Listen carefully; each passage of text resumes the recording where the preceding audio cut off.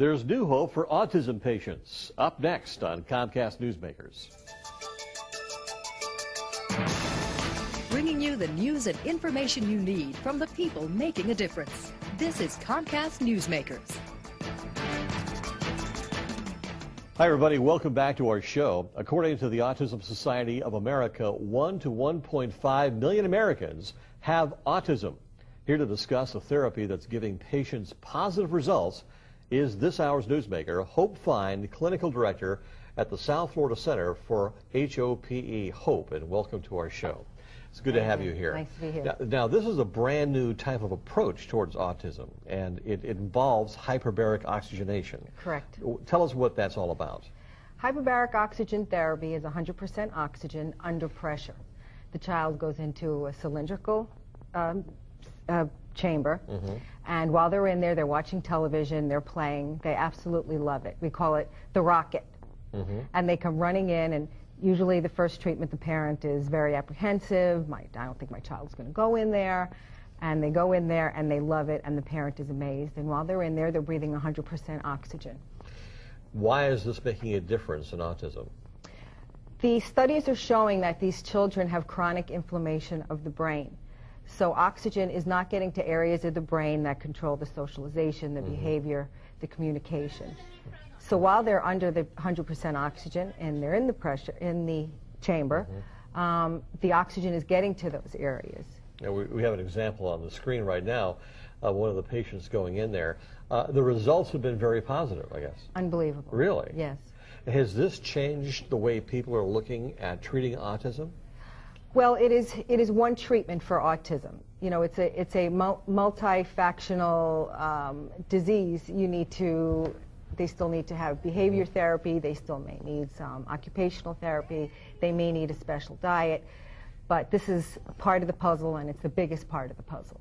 This makes everything come together. What happens to the brain that really benefits them when they go into this oxygenation chamber? Well, the oxygen decreases the inflammation, so that it allows the blood flow to get to those depressed areas.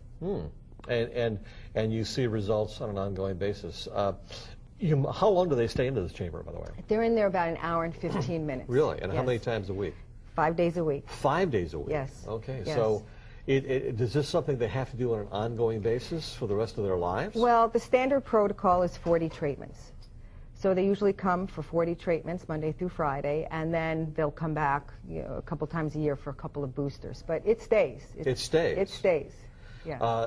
I suppose this has really kind of radically changed people's ideas on how to treat autism in the future.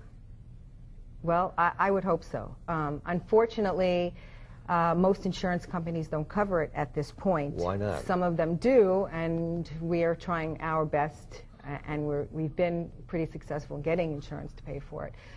But their excuse is that there haven't been enough studies to support the evidence, even though there have been over 30,000 studies. And you've seen marked improvements. I've seen marked improvements, and I do very little as far as advertising. And when I have a parent call me, I tell them, don't talk to me, just sit in my lobby and talk to the other parents, and they are my best advertising. Physiologically, you've seen changes. Behaviorally, you've seen changes. What behavior does the child display after these treatments? Well, most of these children have no eye contact. They will start to have eye contact. Many of them come to me, they don't speak. They'll start to speak. We had one little boy who came who didn't speak a word, and after his series of treatments, he started to speak. He came back 6 months later. He doesn't shut up now. I mean, he just spouts. So you see life-changing... Life changes. These children, most of them, they don't like to be touched. They're not emotional. They're not affectionate. They become affectionate. You can take them into church, into an environment. They're not afraid. They'll sit quietly. Their teachers see a dramatic difference with them as well. It's kind of almost the silver bullet, I guess, everybody was looking for. Well, I think so, yeah. Part of the puzzle. Yeah, it's a big part of the puzzle. Thanks very much. This hour's newsmaker has been Hope Fine discussing hyperbaric oxygen therapy for autism patients. I'm Spiro Canton. Thank you for joining us.